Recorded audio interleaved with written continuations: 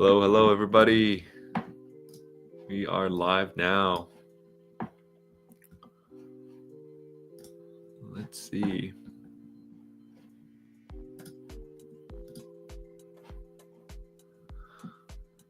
All right, we're just getting things ready. I'm going to chill for a minute or two while we let some folks pile in.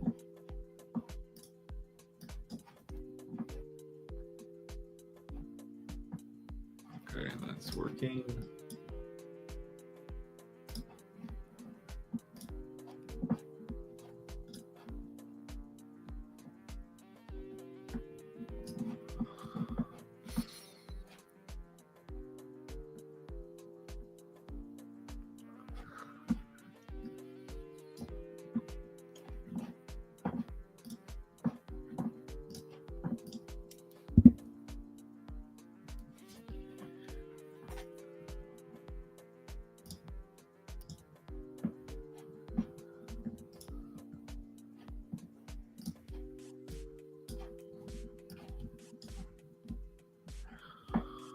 All right, guys, we are going to get started today. We have a very special guest today with us today, and we also have our regular Ultra Sparks mod, DontRunIamAsian. How you doing, man? Hey, good morning, good afternoon. How's everything going? Good morning, afternoon. I think this time is a little bit better for the both of us. Like, we were starting way earlier for the last couple of weeks. Seriously, yeah, for sure. Yeah. More awake now. More awake, yeah. We were doing like 9 a.m., 8 a.m. It was rough. Actually, for the last week's Saturday, Sunday, I was up at 6 a.m. for the Chinese workshop, and that was like a killer. I had like no weekend after that. I was like passed out. Yeah. It was. Yeah, I asked you about it. I was like, "Hey, how are you?" He's like, "I just woke up." Yeah, I showed up. I was like, I'm so glad that the other instructors are talking about it, going through the slides, because I'm just like this. I'm like dying. And then also, like, the whole team, the whole gang, they don't like people don't like to turn on the cameras, right, when you're in crypto, and that's totally fine. I'm a founder, so I'm more like, oh, I want to like be out there, interact with people and stuff. So I'm the only one on camera, so I gotta be like, okay, I'm here. Yeah. I don't want to be effing around. So I was like, hey, what's up? And then that plus like 3 hours of sleep, I was like pretty fried, but I'm glad that we did that, and that's over for now. Yeah. But I think the plan is for the team to probably host those fairly regularly, definitely not as regularly as Meteora's main LP army thing, which is in English. But might do a little bit more like different things. I might have suggest that more advanced things. So if you're in like the Chinese or Mandarin speaking community and you had some suggestions on kind of what content we should bring out from the bootcamp, happy to take some suggestions and feedback to the LP Army team so we can host some of those later with different content. But as of today, we're just going to go through a couple updates on RPS, on UltraLP, and then go into our interview with Bizzy, which I'm quite excited for. As for us, UltraLP, just real quickly, we are a real-time profit and analysis tool or companion app, co-pilot, so to speak, on Meteora. So if you do any DLMM P&L and you need kind of real-time P&Ls and you do LPing more seriously, and you wanted to track all of your profits and losses and permanent loss and how all your positions are doing in one platform, we're currently in closed beta. Just sign up, DM me on Twitter, and we'll get you signed up right away.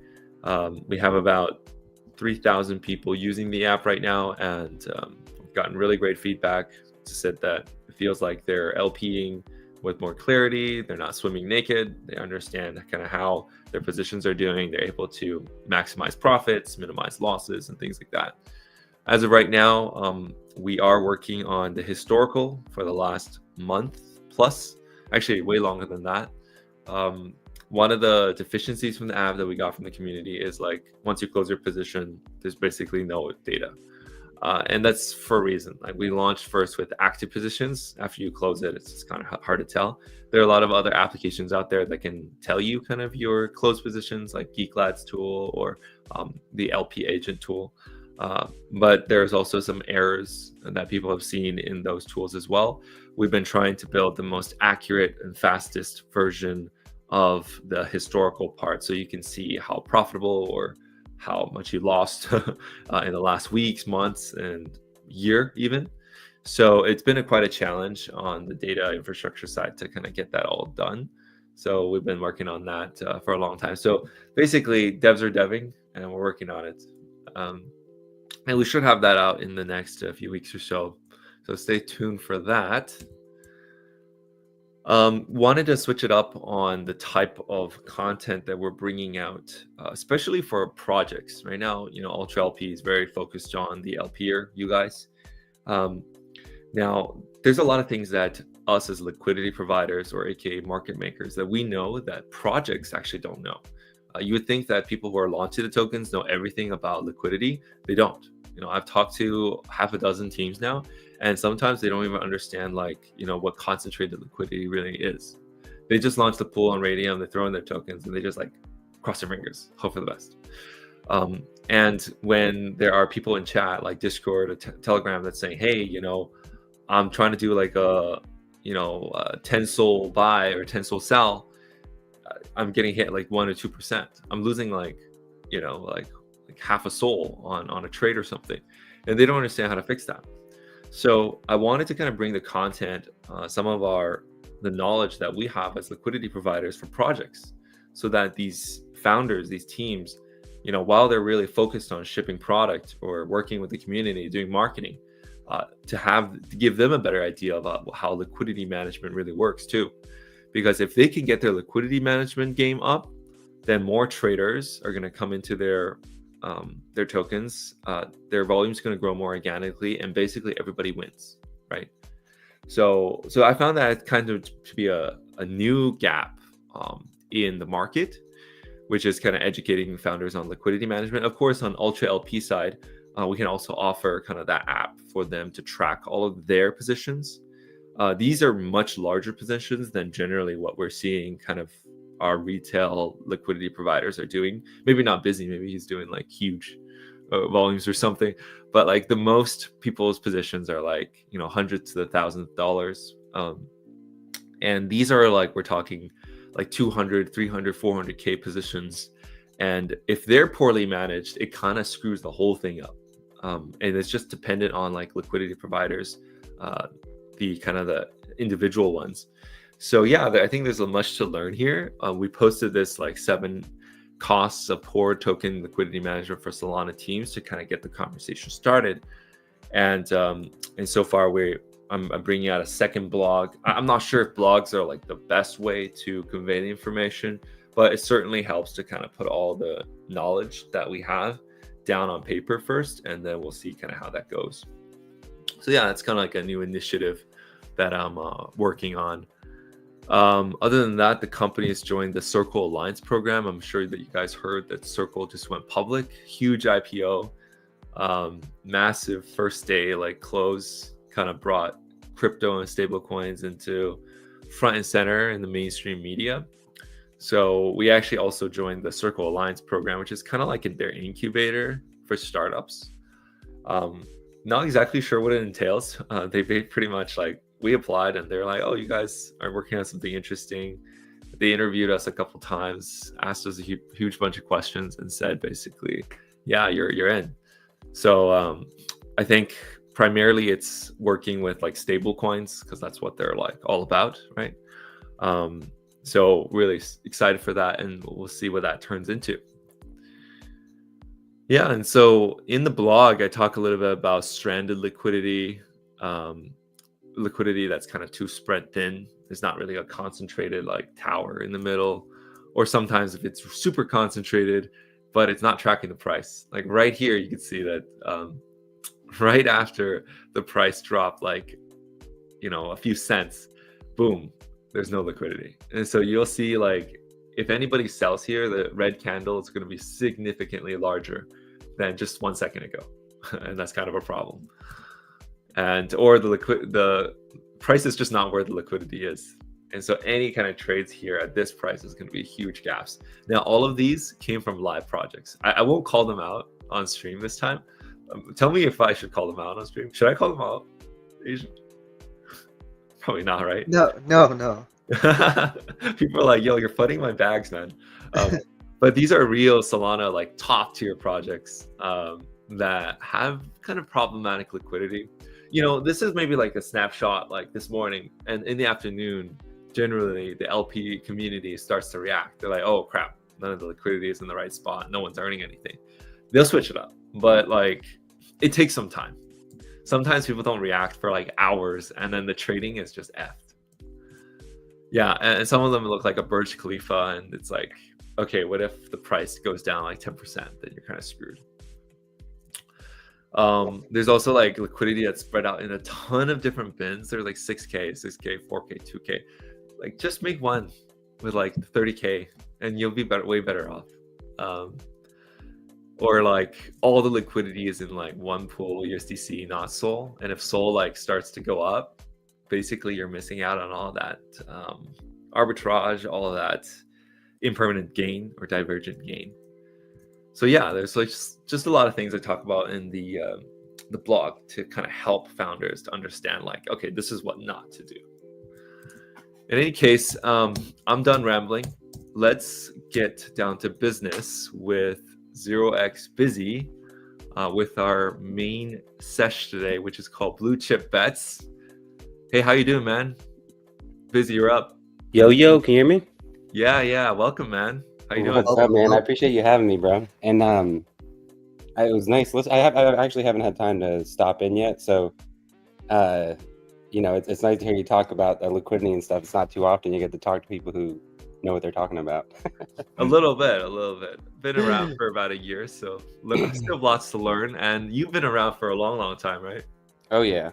In crypto, well, I've been around. I guess I got into crypto first in 2011, but I didn't really know anything back then. When I really got into it and like understood what it was, what was going on was like 2016, 2015 maybe. So like that's when I really grasped anything about it, and you know what I mean, actually did research. And so it's been a while. I mean, feels like 20-30 years at this point, but these cycles, man, they're like almost like they time warp you. Yeah, it's like they really do. Like time goes so fast and so slow in the space at the same time. Yeah, it's crazy to think that like last week there was like 3 wars happening at the same time. It's unbelievable. Bitcoin was just at like 112K at one point. Dude, honestly, this cycle has been. Everyone said it's the worst cycle ever probably because of alt season never came. But I've had my best cycle ever, and but I will say like it's been one of the more grueling cycles. Like the price action is just really beats down on your mental. I feel like even today, look, Bitcoin breaks out this morning, right? Like it looks nice. I looked back at it just an hour ago, 30 minutes ago, and it's fully retraced. I'm like, what? Why every time? So yeah, it has been a mental wearing, or like it warned me mentally. I feel like this cycle so far, but yeah, I still feel all right. What's That's that good. Mean?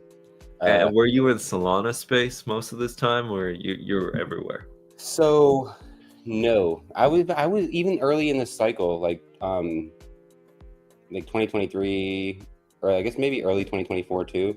Like I was kind of on ETH, and I never really liked Solana. And then like there was nothing happening on ETH at all. So I was like, okay, well, and I've done things on Solana, like some NFT drops and what here and there. Yeah. When Solana first launched, I came over for a little bit, but other than that, I didn't mess with it. And then when ETH just was nothing, I was like, all right, I'm gonna bridge. But I knew about Solana. I knew it was kind of like different as far as the way people trade, and I was like, I'm gonna bridge 50 Sol. That's it. Like I'm not doing more. We'll start with 50 Sol and just see how that goes, because I didn't want to like blow through all my money. But that was in January or February, probably 2024. Yeah. and I got my butt kicked for like months. I mean, like it was probably 4 or 5 months where I just was getting wrecked on everything. Just trying to learn how to. It's just a completely different trading style. But, I got the hang of it, bro, and then and the cycle was just everything fell into place for me this cycle. It was like my third real cycle. So I feel like it just my whole intuition, everything just came together, and I almost played the market pretty much perfectly for the most part. So yeah, it's been good, man. I really now I don't want to leave Solana. Like I don't really bridge to other chains or anything. I'm just used to it here. You know what I mean? I don't know how to explain it. I just have that intuition on this chain right now. Like I know how to read everything, and and then I'm really in once I discovered Meteora, I was like hooked. Like I mean, because Meteora is a lot different than Uniswap and PancakeSwap and all that, and I got hooked instantly, bro. As soon as I used it, and then I was just checking the other day, like the rankings or whatever on a Dune dashboard, and turns out like I'm ranked like third, third for profits on Meteora. That's crazy. And then I think I'm ranked like 18 for fees or something. 18 for fees and like 30 or third for profit. Yeah, I was like, wow. It was pretty nuts. That's great. The airdrop's gonna be pretty good for you, dude. What do you think, man? You think it's gonna be a good airdrop? Like I know they've been pushing it back, and I'm just like, it should be. They're like the number one fee generator, like pretty much every other day, between them and PumpSwap. Yeah, I mean, I'm thinking about Jupiter's price and what they launched at, and I'm thinking it's going to be pretty comparable. Same actors, same setup. I think it's going to be probably the biggest airdrop of this year if it happens this year. That's what I am saying. Okay, but I'm worried about them not timing it correctly. I'm worried about said too. Yeah, that's like the thing. If they push it back too much or like not time it well, it might not go like as well as it could be. And if they kind of mess that up a little bit, I don't know. That's the only thing. Dude, that's where I'm at too, actually. Exactly. I'm glad someone said it because no one else has an opinion on it, but that's 100% exactly on point. It should be the best airdrop of the year because one, I don't think that many people were farming it like or anything like that at first. Like I really don't. I mean, and then it also like they're not one of the top fee generators on Solana, right? Like today they blew PumpSwap out of the water. I mean, I think they did 3x the fees today because the Meteora stuff or the Moonshot. Oh yeah, the whole Moonshot launchpad. So that kind of boosted them up, but they did like 5.5 million in fees today. Damn. So it's just if they can launch it in time, which I think everyone's nervous about, especially after they fired what's his face after the Libra stuff. Yeah, and they were just like, everyone's like, damn, now it's going to push the airdrop back even further. So I hope that ends up working out. But if it does, then I might have a nice little retirement check coming in. Congrats! That's exciting. And then Tuna just dropped, or they dropped the checker. Yeah, that's pretty big too. I'm not sure. Like, I don't know. They didn't show like all the addresses with the drop, but I'm pretty sure I got like the biggest drop on Tuna too. Like, I didn't see anyone with anything higher than me. So nice. Oh, they didn't drop the leaderboard, but they dropped the checker, right? Yeah, exactly. Which I'm actually. Have you really dug into Tuna at all? I should. I really should. I've opened I've provided liquidity for like a Sol USDC pair because I was like, 20%, yeah, sure. Not enough. Their lending fees are really good sometimes on their I think Sol was like 13% the other day when I looked, which is that's really good. And then it's really good, yeah. USDC was 8%, and then USDT was 14%. So pretty good. And then, man, I don't know. I just have a feeling that airdrop, like that actual token, is gonna be like.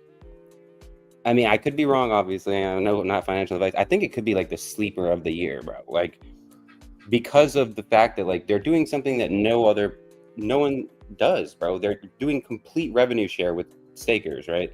Like 100% of the platform revenue, not 99, 100% is going to people who stake. Even the team is like they're getting paid through staking. Like they're keeping 50% of supply to lock, stake. So I don't know. It's just, and then they're doing so DeFi Tuna did like 1.1 million, right, in revenue this in the past like 12 months, I think.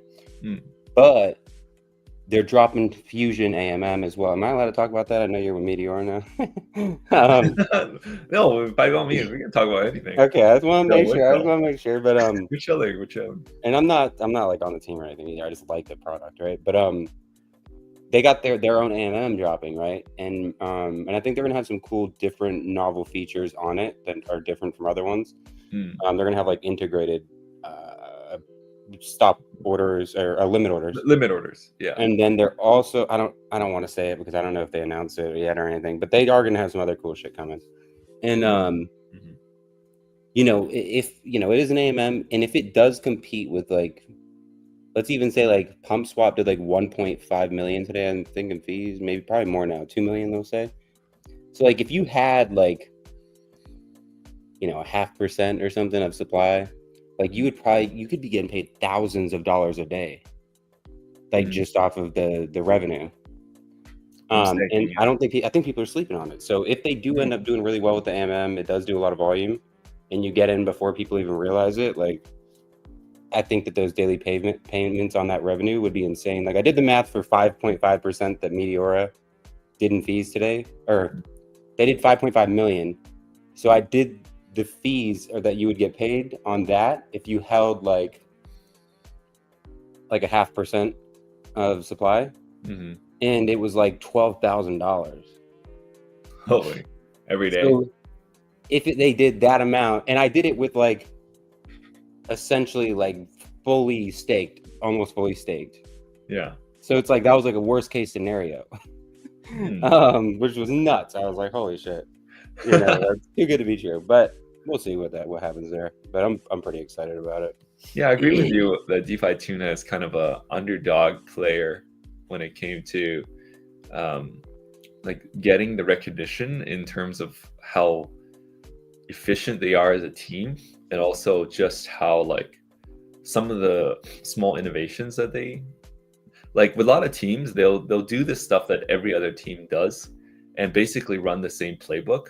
And if the tokens crash, they just all crash and they all burn in the same way. But at least like DeFi Tuna is trying to be like, hey, you know what? Like, no, like we're just gonna do something different, and test it out and take a risk. DeFi Tuna itself is really cool. It's like I don't recall seeing a product on Ethereum like that. No, I haven't seen that either, which I was very surprised. Yeah. And it's a good idea, I think. Like, why not, right? Yeah, it's really cool. Like the reason I even started using it was because of the Hayden and Libra shit. Like I just remember hearing in the interview. Bad press. It was like the founder. It was like he's the one who blew the whistle on that. Yeah. But it was like I heard him, like someone mentioned, like he's just the founder of DeFi Tuna, and I was like, okay, well, I like supporting good people, so I will check out his thing. I mean, for him to blow the whistle on that was really honorable, and it probably could hurt his relationships and stuff like that. You know what I mean? So yeah. I figured it was good, and then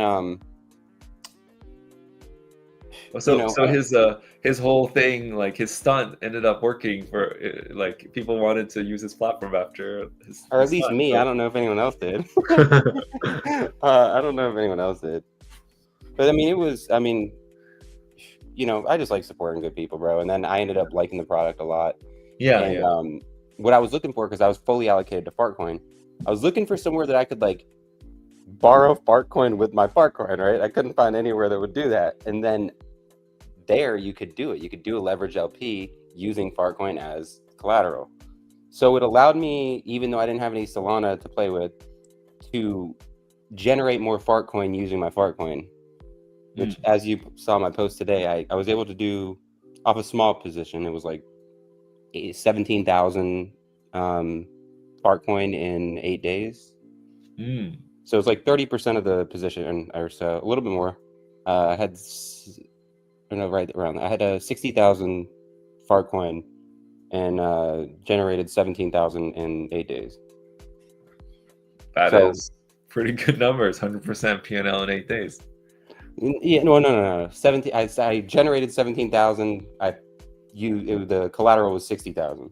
Oh, 60. Okay. Yeah. So Pretty I mean, good. yeah, 60. But yeah, I think it's a cool tool, man. It's fun to use, and That's good. So you were very invested into FARTCOIN, like fully. Dude, do you want to hear that story? Actually, It's called Bluechip bets, bro. Like that's what we're talking about. Yeah. So I I did really well during the AI meta or whatever. Back, The agents and leading stuff. into November and stuff. Yeah. And what would you do? Like AI, like A16Z or?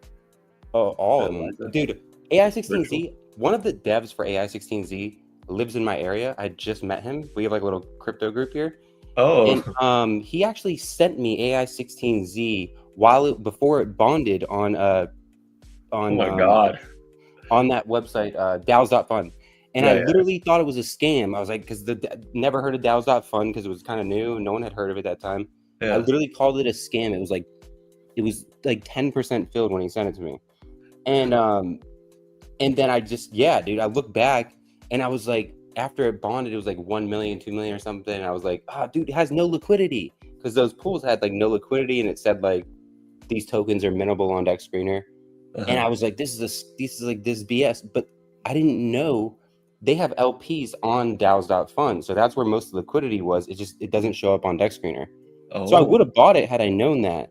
So I ended up fumbling the most massive bag ever, bro. Like, it was just like handed it to me. And this dude also handed me Degen Spartan AI at 30K. And I didn't fucking buy that. I didn't see the message in time, but 30K, that thing went to like, I think it went to like 50 million maybe or something. Yeah, insane. The dude's not even in crypto. He's like, I don't know. They sent this in our team chat or something. I was like, oh, fuck. Yeah, so I missed out on those. But anyway, AI meta, I killed it. Like, absolutely. I mean, I was buying everything, like FARTCOIN around 1 million. GOAT was the first one that it was the first one, period. But I actually like ate, for me at that time, it was big. I ate like 100, I think it was 100 or 120 SOL into GOAT at like 2 million. And nice. And then I held it all the way up to like, I don't think I sold any until like 500 million or something.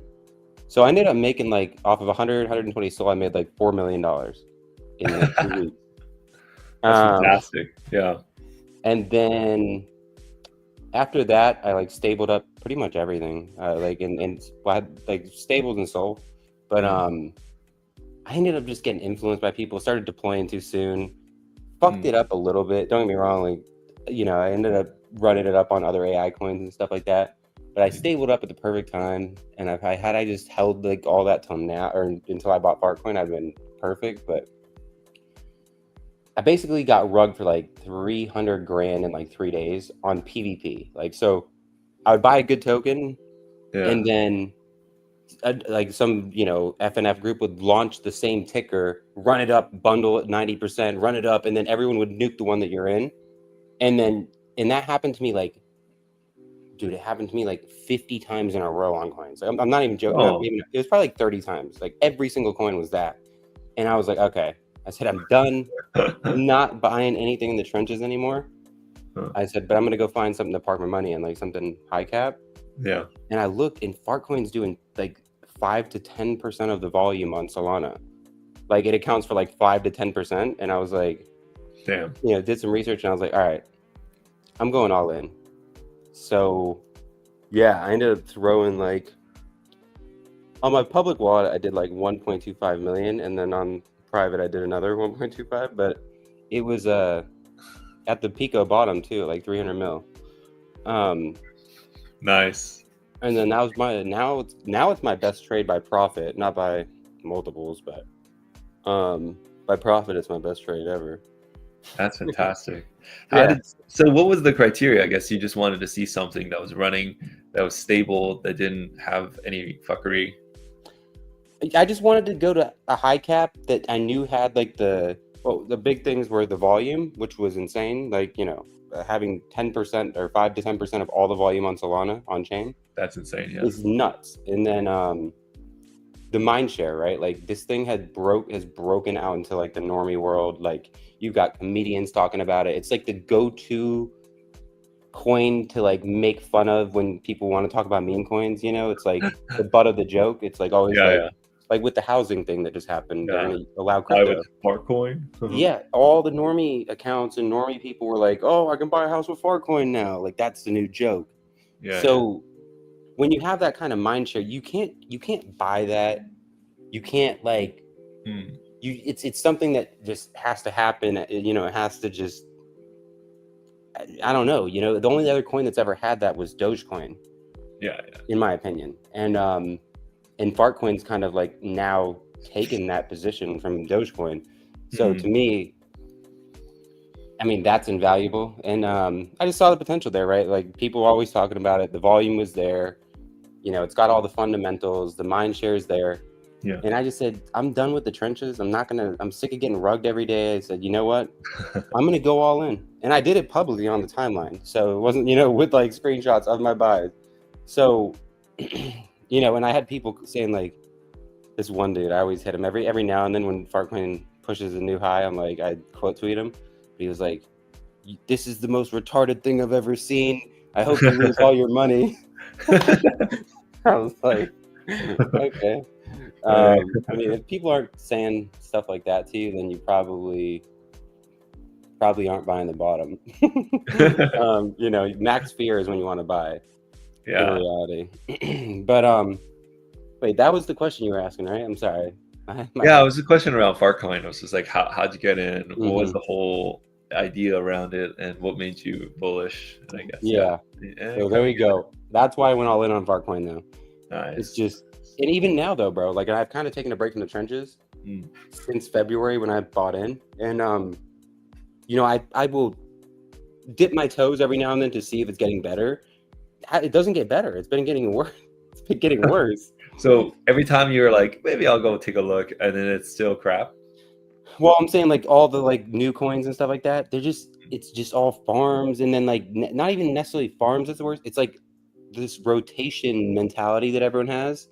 Like everyone wants to like rotate in an hour or 30 minutes. If they just want on to the next, on to the next, on to the next.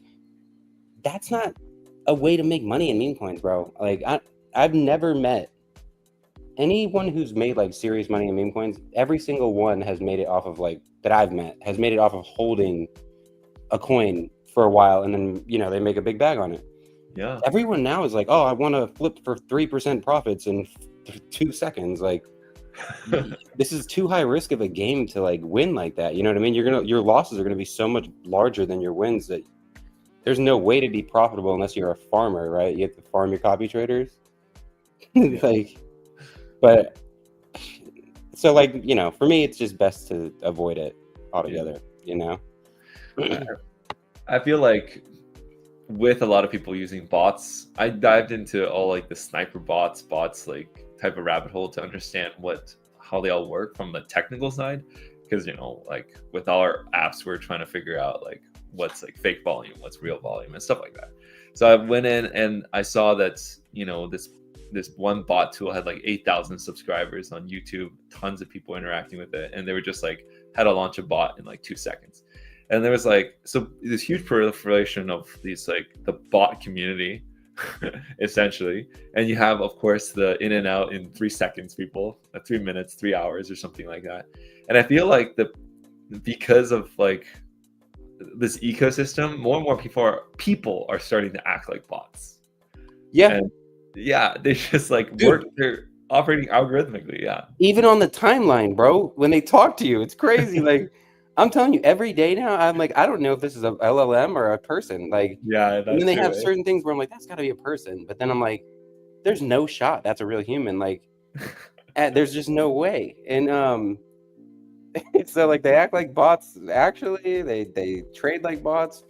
Yeah, I mean, and I think a big problem now is like I always say like these FNF groups. They're all these Fortnite kids, right? They were pro Fortnite players, a lot of them, Oh, like that streamed on Twitch and stuff, and like they'd come over here, and you know, all these 15-year-old, a lot of them, they're like praise these guys, right? They're like, oh, you're the pro Fortnite guy, and like, and then they just get farmed all day by the guy that they love, and then they think they're gonna make money trading like that when it's like, dude, he's only making money because he's farming you. What do you like? What do you, you know, you're not going to be able to trade like him and make money unless you start farming someone else. So it's created this like perpetual loop of just degeneracy. And then they also like it's, I mean, and then there's like the Stockholm syndrome part of it. Like, not only do they like get farmed by these people, but they also love them to death. They're like, no, he's the GOAT. He's the GOAT. And he's like, I mean, if you want to give him your paycheck and call him the GOAT, that's fine with me. But we're just out here in another lane, like minding our own business, watching. Yeah, this, bro. I just, yeah. But either way, though, I think that this whole culture is just, it's really, I mean, I don't know. Have you been trading like low caps and stuff? I have been LPing for low caps to test out different things, and yeah, I've been very conservative, so I've been pretty good. I've been just basically mostly in the green, so I'm chilling, but I haven't been trading. Yeah, I mean, the LPing is trading. I mean, yeah, it's the same thing. I mean, you have to be able to pick something that's not a rug, right? Like, otherwise you're gonna lose money if you buy a rug, right? So no matter what. but I mean, I don't know, like, man. I just, like, don't get me wrong. Mhm. I don't like buying things to sell like in like an hour, but it's like here, like your coin can just look so strong. Like this thing is going to 20 million, and then just like snap your fingers, look away, and you come back, it's down 95%. You're like, what is going on? Yeah. But you know, like I'm a kind of person where I'd prefer to like just sit on my hands and wait for like easy mode, because in every cycle that I've been through, I always make like pretty much all my money is made in like my top 3 or 4 trades, right? Like this cycle, I probably made like 99% of the money I made this cycle was on GOAT and FARTCOIN. And I've had some other big trades, right? But it's funny enough, most of my really big trades were the same like 5 to 7 day period after GOAT. Like I had like a few $500,000 trades off of like 1-2 SOL, and then yeah, in like a day, and then GOAT, which was like that massive trade, and then after that it was pretty much just L's all around until FARTCOIN, and then FARTCOIN's obviously been massive. But you know, for the most part, I think that most people have that same experience. Like if you can really limit your trades and go down only for like the highest quality, that's what I was really good about this cycle. Like, you know, like I like to gamble, I like to play the game, so I'll like throw little, you know, I do little amounts that don't matter on things usually, and then you know, you just have to be ready when that good play comes. You just need to be ready to size in, and you need to not be scared to size in, right? I had gotten rugged a bunch of times, you know, somewhere after the AI meta, but for 3 weeks, you know, and I had a little group chat I was in, but for 3 weeks I didn't take any trades at all. I was like, I'm just waiting for the right one. And then I'm sitting in my Telegram at like 2 a.m., 3 a.m., and my buddy comes in. He's like, dude, this might be something. This might be something. I'm like, what? He goes, check this out. This squirrel got murdered by the SWAT team. And I'm like, what? He's like, dude, it's Harambe 2.0. And I was like, what are you talking about? And he like sent it, and it like basically I imagined in my head like a SWAT team busting in the door and shooting a pet squirrel that was TikTok famous. And I was like, this is gonna blow. And then we went and searched Peanut on Twitter. I've never seen something scroll that fast. Like it was like 20 posts every minute, or like it was like 3 per second on at like 3 a.m, which is crazy. So like there was so many people talking about the squirrel. We were like, this is gonna be massive. He's like, dude, watch this. He goes, Elon Musk is gonna talk about the squirrel as like a political thing. And Elon Musk did. And so I ate like 120 SOL into that thing that night at like 3 million, 4 million. and it went to like 130 the next day, and then went to 2 billion like a week later. I sold already though, so I would have made like 12 million off that had I held on my coins for like another week. But I was a paper hand. Yeah. But the point is, be ready for the right plays, right? Like, don't blow all your money on, these just getting farmed all day, basically. I guess the question is like, does the current environment even make it possible for new fart coins and new peanuts to even be able to break out? No, not at all. Definitely not. Yeah, right. Like, we don't even have a shot here. Like, the way that not we're right doing. now. Not until people change. Like, the whole culture needs to change before that can happen. Like, right now, everyone's on this like, no matter how good the narrative, no matter, blah, I don't care. I'm gonna hold it for like, I'm selling within the next 15 minutes. That's it, or like an hour, or whatever. Like, it doesn't matter. Like, I always use this like story. It's like Jesus could come down from heaven, give everyone a token, and tell you it's gonna double in value every single day in perpetuity, and they would still sell it in the first 5 minutes. Like, it doesn't matter. There's no narrative too good. There's nothing, bro. Like, even like Elon pumping Gork, like it could even make it over 100 million. So really, it needs a whole culture shift. Yeah. I think. Which hopefully that can happen, right? I think what it takes is a few coins to run, and people to sell early, and get left on the sidelines, basically, and then just be like, damn, and then they'll like, okay, whatever, that was just an anomaly. And then another one comes, they do it again, and then it runs again, and they're just like, what? Like, people need to feel the pain of being like left out and like fumbling, like, that they spent fucking $180. They would have made 3 million, but they fumbled it. Right? That happens a couple times, and you think twice about selling. So that's why it's good for you to kind of shed some light and just get people's like 3-second memory span to expand a bit and be like, hey, listen, remember Peanut? Remember FARTCOIN, GOAT, and how it used to be? And be like, we could have that. We could have good things back.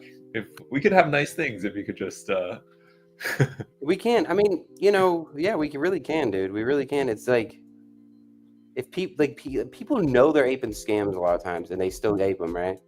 Like, the less we feed the scammers, and like the more we try and like put our money behind good things, right? Like, at least to some extent, a good narrative, a good product, even a good whatever. The less scammers will have. Like, if they stop making money, they're not going to stay, right? Yeah. Like, that's why they're here. You guys are. I mean, not only are you giving them money, but like, you're like praising them at the same time. Like, I can't imagine, like, if I was a scammer and I came here and I felt like a god while I stole their money, I'd be the happiest scammer in the world. I mean, there's no better place for a scammer. So I mean, yeah, I mean, it's a crazy cycle, bro. It's so different. Like, people used to hate scammers, now they love them. It's next level. I've never seen it before in my it's like we're saying the most obvious things, and we're like, wow, it's incredible that yeah.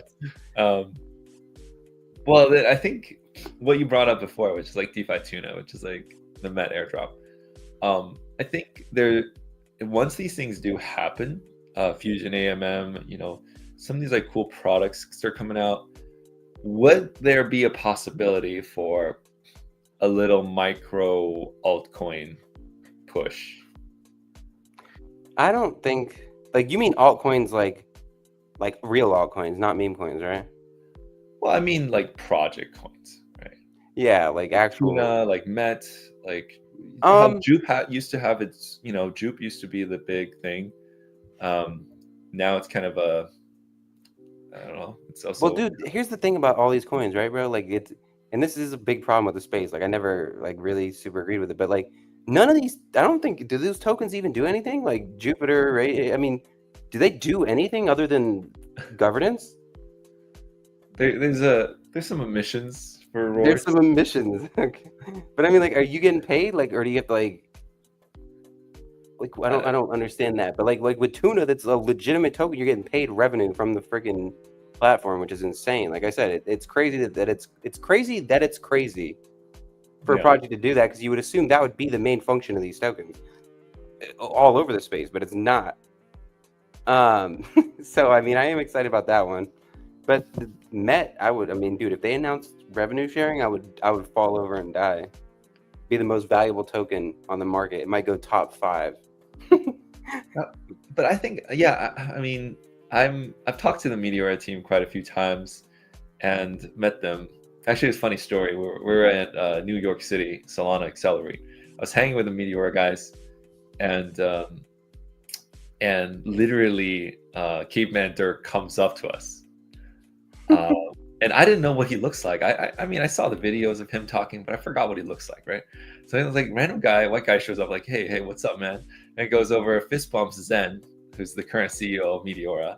And I could see just all the guys in the circle just shifting uncomfortably. And I'm like, hey, man, what's up?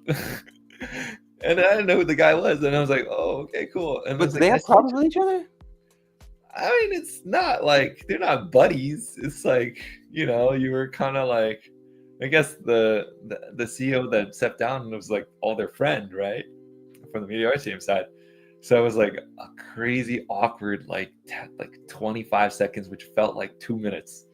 And I was like, I was just talking to the Meteora team about some other stuff. I was like, what's going on? The whole vibes. And then he's like, bro, you know who that is? I was like, no. He was like, that's Tuna. And I was like, oh, okay. Oh, we don't like him here. Okay, I got it. I mean, in reality, I don't know. Like, say, like I don't know the whole like what they got going on over there. Like, but like, I don't know whatever the dynamic is there. Like, who knows? Like, they could have been happy for that to happen. Like, oh damn, maybe, yeah. I mean, either way though, I think he did the right thing. So, period. Like, I mean, yeah, let people run rampant here, sniping and dumping on everybody is crazy, bro. Well, it's caused a change within Meteora where they're extremely more conservative with the people they work with, because they're like, which is good, which is an important lesson I think to be learned.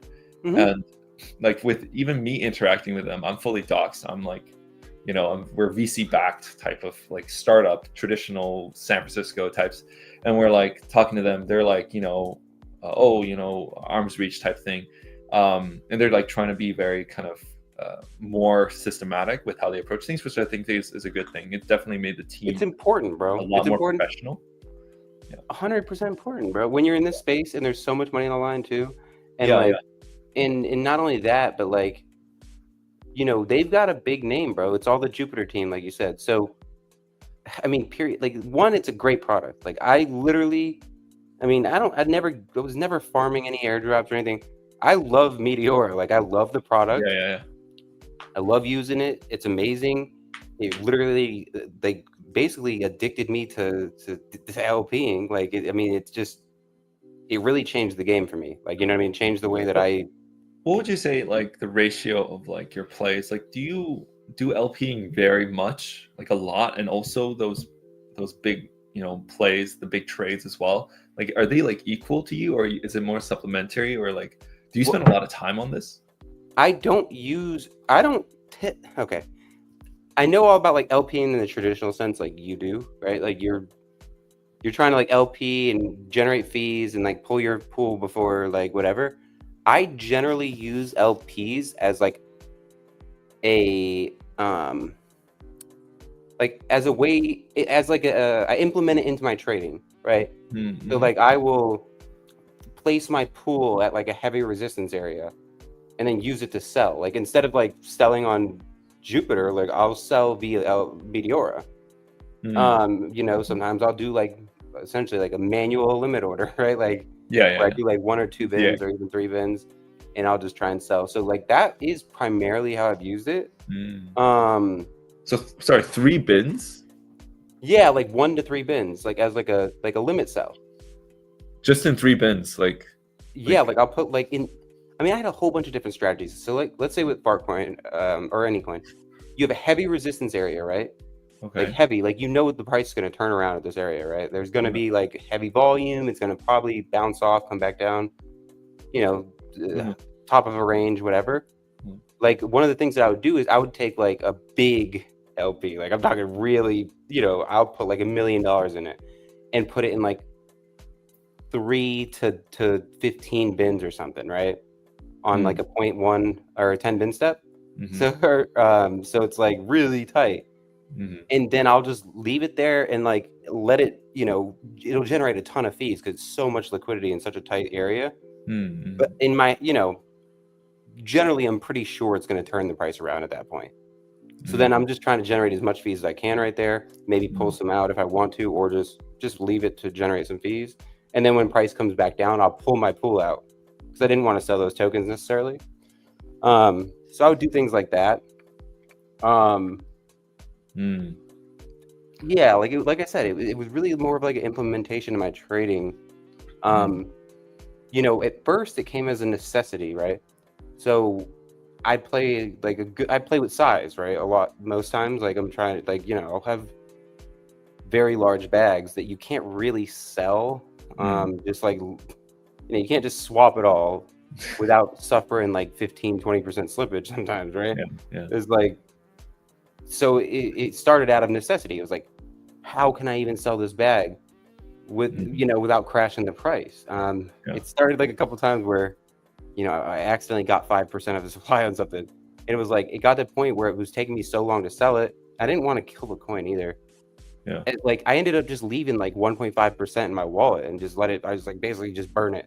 Like, I was like, I'm done. I don't even want to sell this no more.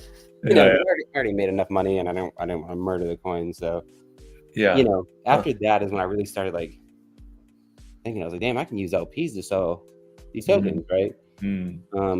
Especially on low caps. Like low caps, the other day I had 1.5% of something at like 330K market cap, I think, or maybe it was 230. But I sold my 1.5% bag, which was like 25 SOL or something, 30 SOL, 35. Dude, it dropped the price by like 30%. I was like, what? Are you kidding me? I ended up losing like 8 SOL off my trade. 8 SOL worth of slippage. And I was like so surprised because I haven't been trading low caps. Yeah. And I was just like, yeah, this is why I started using LPs. Yeah. You know, it's just way too much slippage on that. But you know, also with those low caps, man, you can really hit some big plays, man. Like I saw one just today. I was looking through my P&Ls and I had like a 70,000 P&L on a pool, and I was like, I was scrolling through my pictures and I saw it and I was like, damn, I think that might have been Baron, possibly. Some Baron news coming out today. Baron, as in the Trump Baron. Yeah, the Trump Baron coin. On that one, dude, man, it was crazy.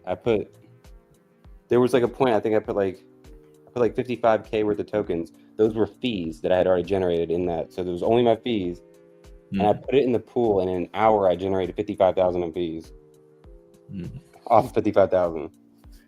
It was nuts. Sorry, when you're mentioning like putting a lot of tokens in a few bins by the resistance, you're not trying to sell, right? You're trying to LP to make fees there. Most times I try and like make fees and sell, or you know, if I'm trying to make fees right at a tight location, I'll probably do more than 3 bins, right? Might do like 10 bins. Yeah. Or 12. But like, you know, a little bit.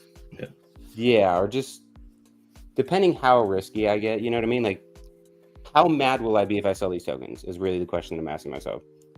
Like if it's a location where it's like, man, price is high here, I wouldn't mind selling these here. You know, that's how I am with FARTCOIN. Like, I don't mind holding it. Like, I don't mind selling it. So it's like sometimes like, you know, how bad will I be mad if I sell it here? But anyway, I'll just move it up a little bit, right? So like, I'll look for deviations. So if there's like a deviation over that resistance to the upside, then it'll hit my pool. And that's when I'm trying to be really low risk, right? Like I really don't want to sell tokens. I'll push it like above that resistance. Just hoping for a deviation, right? Deviates, hits it, comes back down. If I'm like feeling a little risky, I place it like, you know, starting right at the resistance or maybe even a little under. You know, it all depends on the situation. It all depends on, you know, how many tokens I have at that time or, you know, whatever. You know, that was just, you know, for me also, another thing about LPing, I'm a very impulsive person. Like to the point where I can wake up in the morning and just be like, my brain is just like, sell everything, sell it all, everything. And like, I just can't fight the thought. LPing actually like subsided that like that brain stress. Like you know how like on Solana, dude, Yeah. coins can retrace like 70% like 8 times Yeah. in an hour. And it's like, dude, that does a lot to you mentally. Like where it's just like I was up to 50 SOL, now I'm down 20, like, but then you're up 80 a minute later, and then now you're down 40. And it's like LPing allowed me to not care about those drops because like in my brain was like, okay, it's okay because you're generating fees. Yeah. Even if it was just a little bit of tokens. Mm. So it did help me in that way too. Like it kind of interesting. was my way of like tricking my psychology, Yeah. tricking my brain into not, not being stressed over like retraces and stuff like that. That's actually quite a keen insight. That's a good way of putting it. A lot of like the trader mentality, the psychology, when you work for like a prop firm or like a high frequency trading firm, they actually have like people on staff that help you with your mental.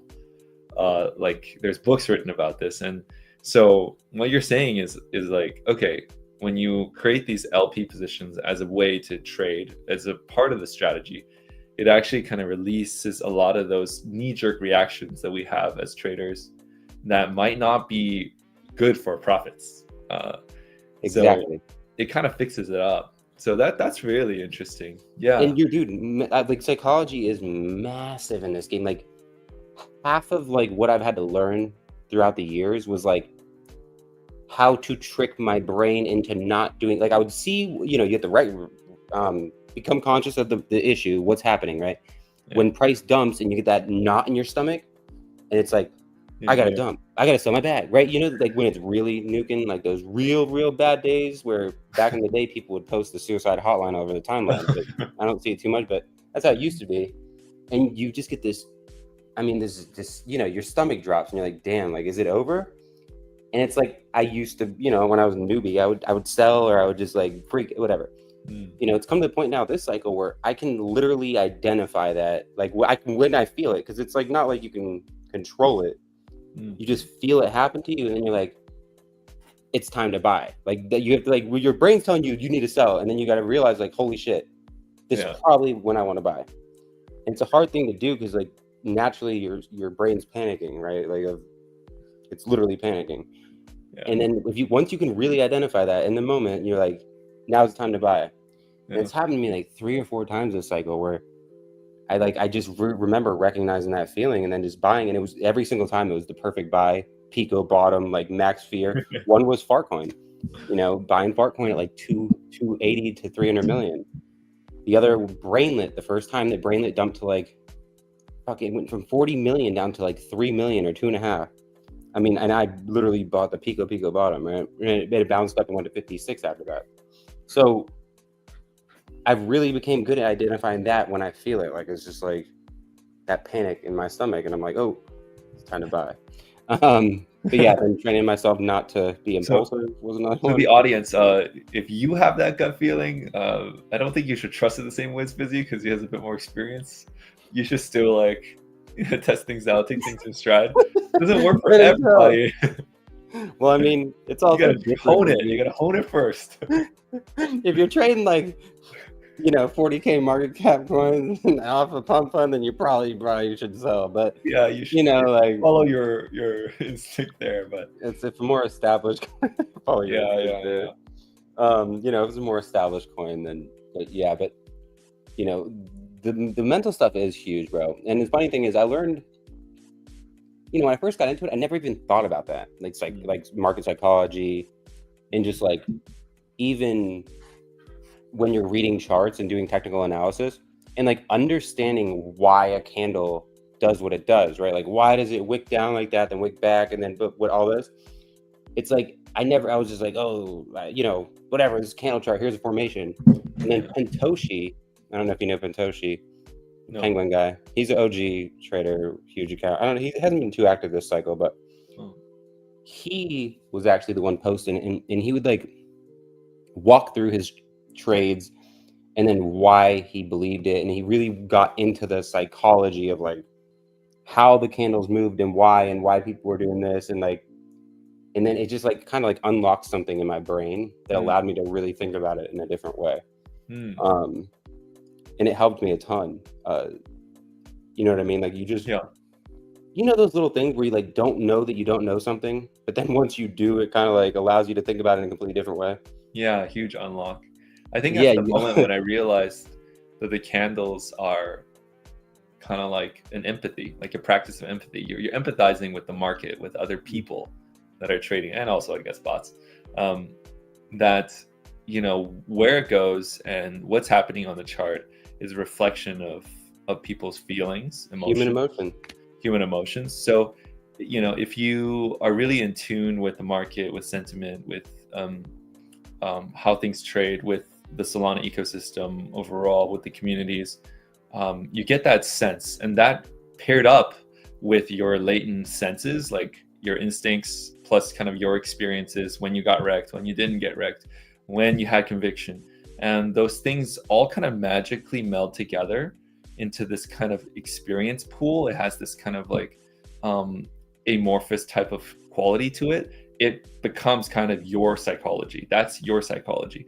And the reason why I was keen on getting on a call with you and just like chatting with you is just because much of the psychology is now kind of very one faceted. It's black and white. While, you know, a lot of like the more successful traders I've talked to didn't see things that way. It wasn't just like that. It was kind of like experience kind of built up over time, conviction bets that kind of made them a lot of rewarded them generously, but also like they could see things a little bit more clearly than the kind of this moment right now. They're seeing things more in a bit of a long term, and that's like this cycle OGs like the last 4 cycle OGs that don't get cultivated anymore. So that's kind of like a really important thing that I feel like is missing, and how it all kind of has something to do with LPing was a really interesting as well. So that's one thing I wanted to bring up. Yeah. No, you're 100% right though. You're spot on with that. I'll say this draft class was unlike any other. And in trading on Solana has been unlike any other for me too, actually. It's like I don't want to put this like in a mean way, even though I am all over the timeline, but like it's to the point where like it was so much harder for me to trade on Solana at first because there's no logic at all to anything, because I don't think anyone knows what they're doing. They're just pressing buttons. So it's like things were so random at first that I was like, what is going on here? Like there's no logic whatsoever to it, because it didn't seem like there was enough participants that like even knew what a candle chart was to like make anything that, you know what I mean, that would like react how it normally would. So that was difficult at first, and I also think that, you know, more people came over to Solana, more experienced people, but yeah, that was a learning curve. But it's a completely different, like completely different culture, I'll just say. Like, you know, I just remember always being like everyone yelling diamond hands, like DYOR, and now everyone's like, copy my wallet. Like, here's my wallet, copy. Like, just don't research, just put the bot, copy it. But yeah, copy like, LP right now is kind of it's a whole thing. The what? Copy LPing. Which that's crazy to me. I mean, I guess it works for some people. I've seen some guys doing it. And have you done it? I haven't. I've just seen people get wrecked by it too. Bro, it's not like, how can you even copy LP? Like for me, like right now, at least most of my LPs are FARTCOIN. I already hold the FARTCOIN, right? So I just make the LP if I want to. Yeah. It's like, what are you gonna do? You're gonna buy it and go do, like, for me, like, especially, I prefer it to just be chill, bro. Like I just want to be like, I'm already up 8x, you know, with like massive size, and I can LP wherever I want to, and I can sell those tokens if I want to, or I can not sell them if I want to, right? Yeah. That's not a big deal. And I just know that I'm on the best, you know, FARTCOIN's so high volume, or it has been for so long, that, you know, it was the best pair to be in all the time. You know, a few months ago, I haven't been LPing that much lately because I think we're gonna go higher right here, but dude, my FARTCOIN LPs, dude, I was doing anywhere between like $250K to like $1 million in the LP at a time. And I was doing like, and I wasn't even leaving the LPs in all day. Like I'm talking, I'd leave them in for 4 to 8 hours, maybe to max. Dude, I was printing like $25,000 a day.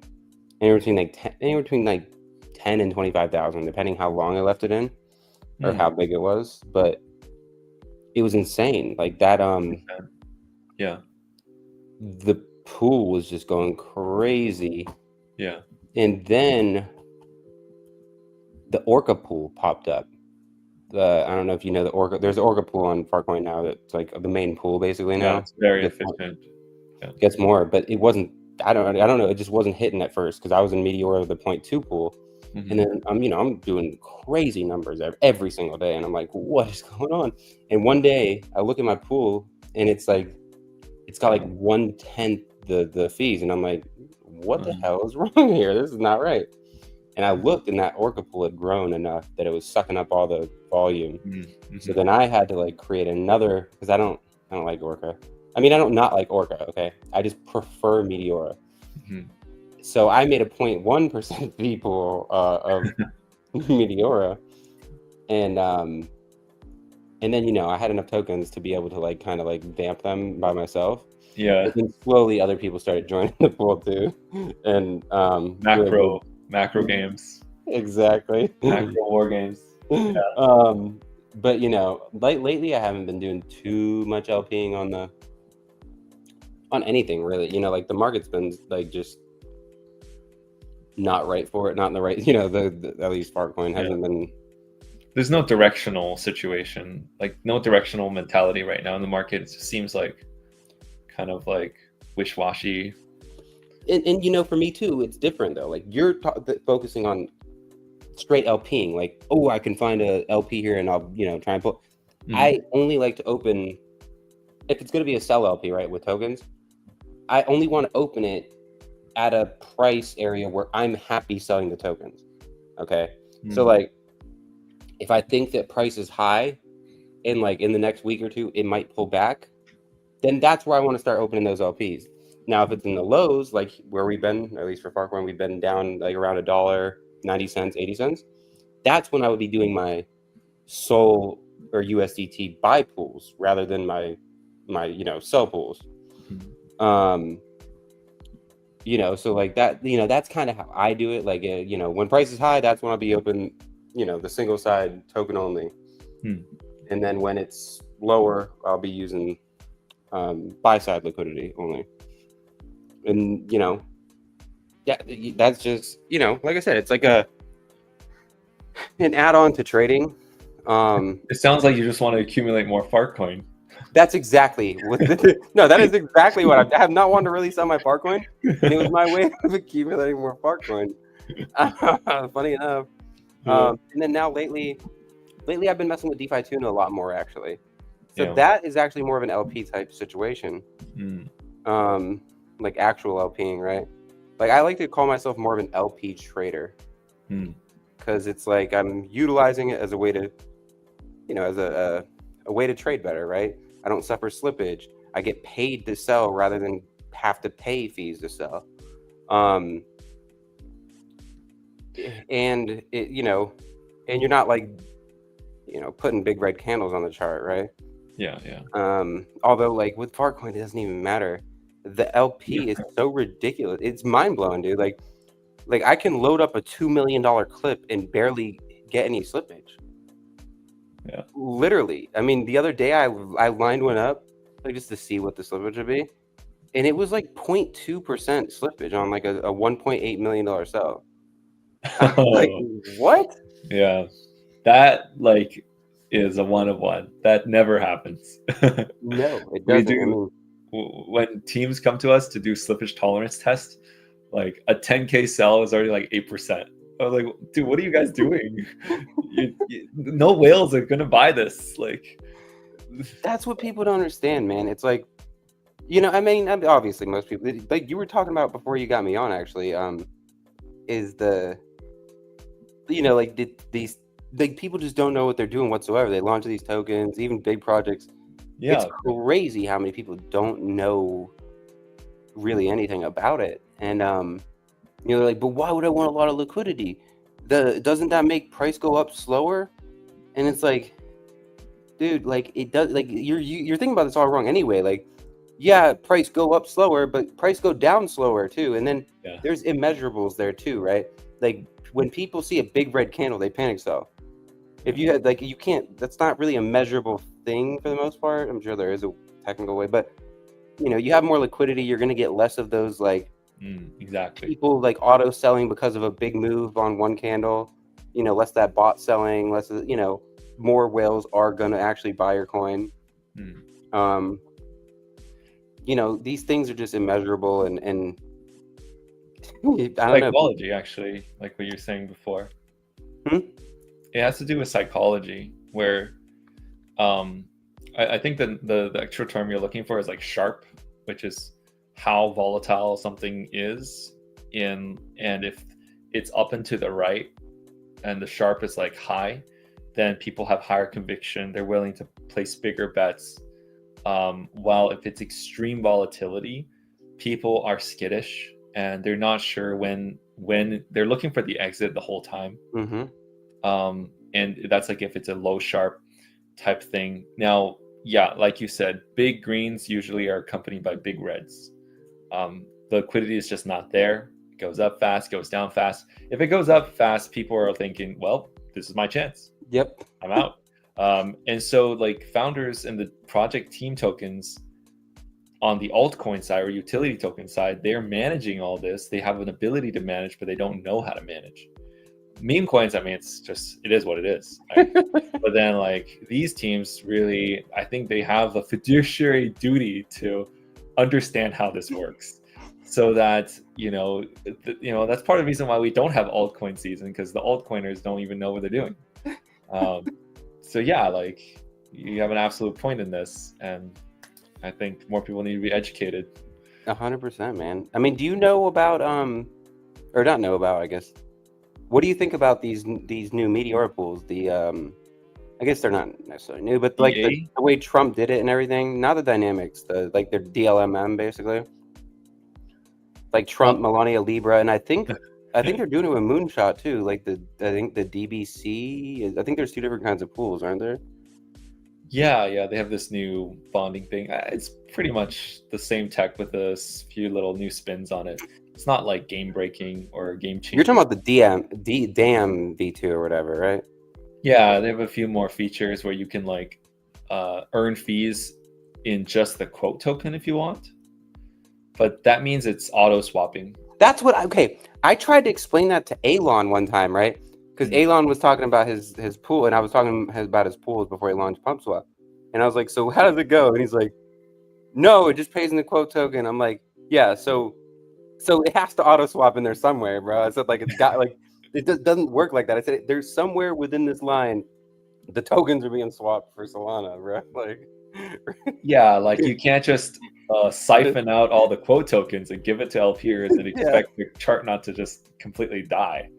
So It has to be a swap, and then if there's a swap, that means it changes the chart a little bit.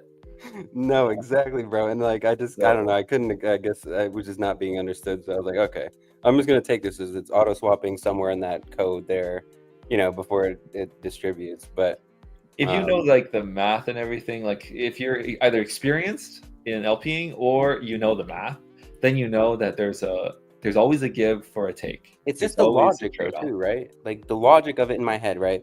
Yeah. I never really thought about that and like the whole like, oh, it pays only in quote token. But then I just had to sit there for 1 second and say, okay, if it's only paying the quote token, either it's taking the the tokens and it's adding them back into the LP to basically and only giving you the quote. Yeah, exactly, and only giving you the quote. And I was like, or it's swapping them, before it gets to you. And I was like, there's no shot they're putting them back in there. No shot. But no, these like I'm talking about the Melania, the Libra, the Trump. Do you like those, or do you think they're not like too liquid, or? They like, what do you mean by do I like them? Like, do I LP for them? Do you think it's a good pool? Like I'm saying, I personally think that like they should just have those pools for every single meme coin, like the full DLMM. It's just so much more liquid. It's insane. But like the Trump is like by far the most liquid token out there, period. Like it's just insanely liquid because of, you know, the way they did the pool with Well, it's all not the just the pool, it's like a lot of major big LP funds are in those pools. Like they're, you know, kind of like how you manage FARTCOIN a lot, right? You LP for FARTCOIN. These guys don't care about their profits and losses. They're there just to provide liquidity so that there are other people that can trade the token. And there's a lot of them. And I know a few of them. And you know, they provide a shit ton of liquidity for that. And they're long-term holders. They don't care at all. About like a 30, 40, 50% drawdown, they're still in. They don't care. And the data shows that they don't care. So those liquidity pools are like bulletproof. And so it's not just how the pools were set up. Yeah, like how the pools were initially like launched, that launch pool, that I know a bit about. And that's like, yeah, how they launched that is different than how Pump.Fun or Moon. Well, yeah, because it's all DLMM. I tried to do that DLMM. manually, bro. And I couldn't do it because for some reason Meteora kept failing half my transactions like in the middle. So because it would be like you would have to do like 100 pools essentially, right? Like because I want to do it properly, like a 50 bin step max. Okay. And then, you know, you have to basically layer them from positions. 0 all the way until like whatever price you know the coin's never Oh, I see. Because that's what Trump is. Trump, like I looked at it at one point. I don't remember exactly. I think it stops at like 140 billion or something. Is where like I don't know what happened at that point. Like price just stops moving or what? Because that's where the DLMM ended. So like they, you know, it's basically instead of like, you know, have it like technically a pool is like 0 to infinity, right? Like a dynamic pool is, you know, what is it? X times Y equals K. So it goes to infinity. Yeah. With the DLMM, you have set range. So all the tokens are fit into that area.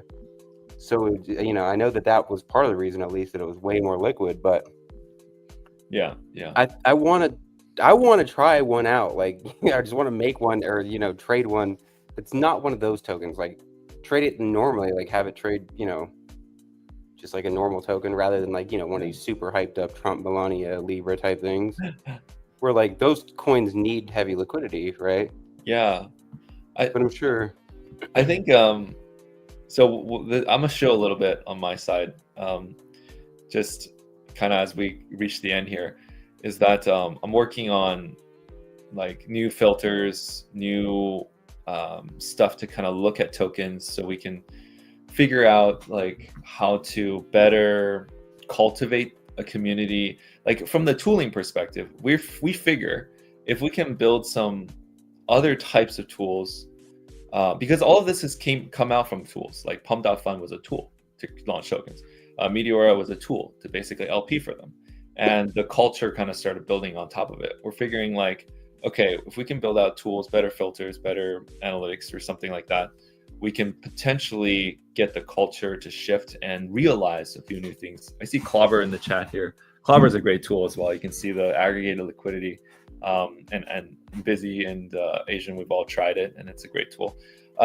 And yeah, so we're figuring, okay, if we can understand what's bot activity, what's the bundlers, what's snipers, like there's tools for that, but still, like it's not always accurate. Like I've looked at GMG and sniper tool, anti-sniper tools.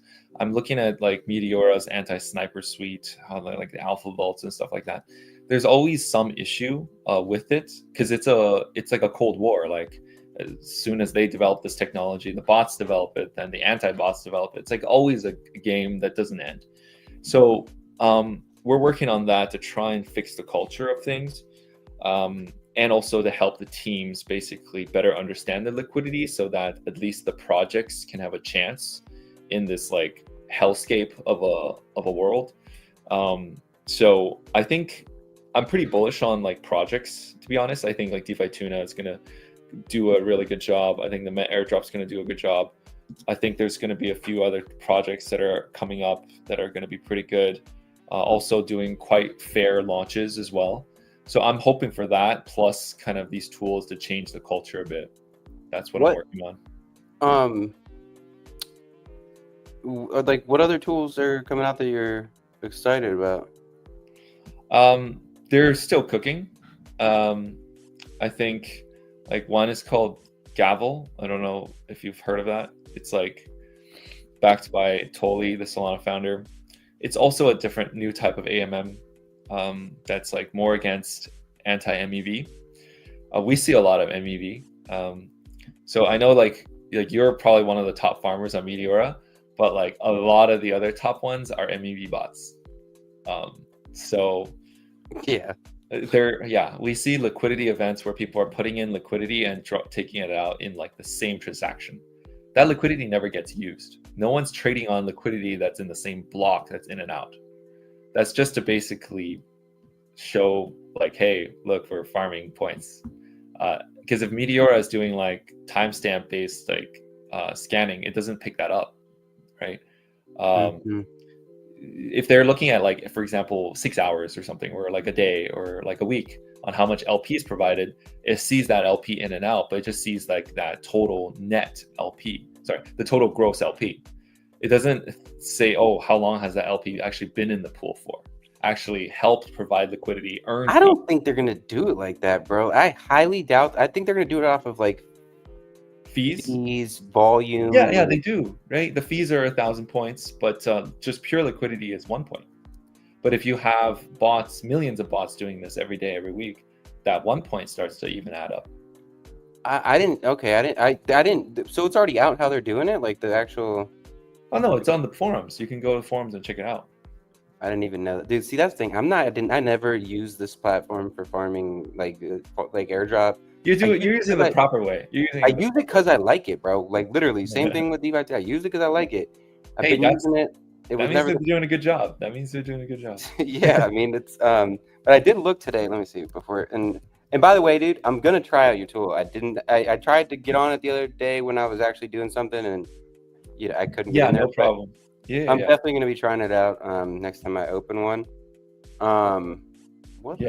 Let's I actually probably have to run soon. This has been an absolute pleasure. I feel like a lot of we have a lot of great guests, but really talking to you has been like eye-opening, and I think the audience has really appreciated as well. Really appreciate you sharing some of your insights here, Bizzy, and I know you're gonna stay busy, and I hope things keep looking up for you, that you keep compounding.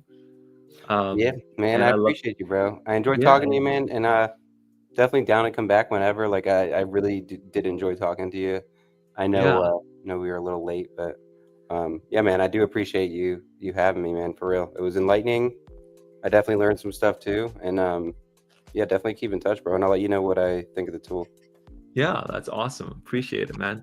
I'm gonna end it right here, guys. I gotta run to have lunch with my parents, and they're like texting me nonstop right now. So I will see you guys next week. Thanks so much, Bizzy. Thank you, DontRunIamAsian. Thank you guys for coming and stopping by. Thank you. Cheers, guys. Have a good one. Bye.